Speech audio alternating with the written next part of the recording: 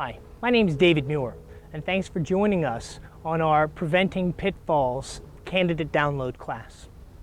This is just a quick lesson, gang, something I want to share with you. Beware of the concept of the candidate download. Here's what I mean.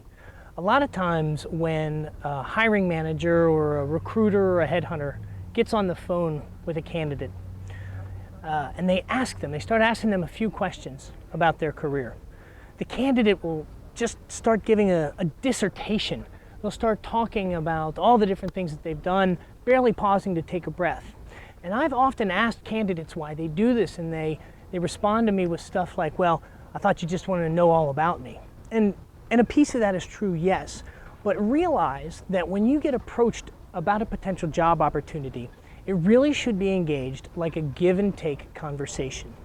If you give too much information, or if you don't pay attention to the question and just answer that one question and wait for the next question, you're giving too much. You're going to start creating a disconnect between you and the person who's got the job.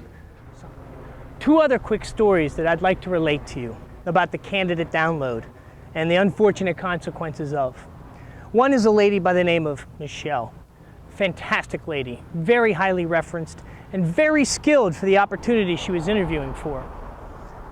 The only problem was that although she had a fantastic phone screen, when she went into the face-to-face, all she could think about was the differences between the benefits that she was leaving and the benefits that she was getting at the company she was applying to.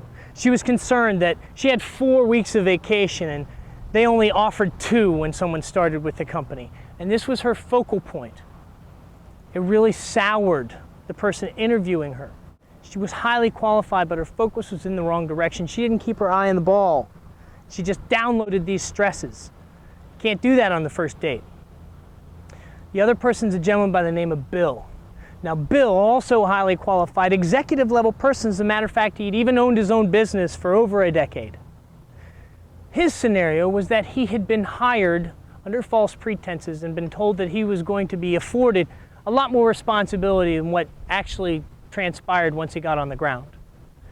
And so the opportunity that he went to interview for, instead of focusing on the impact and the success that he could bring to this potential employer, he was so focused in his line of questioning of, I don't want to make another mistake, and I want to make sure that this is the right opportunity for me, and this is what happened to me last time, and he went on and on and on. Again, creating that same kind of disconnect with the potential employer.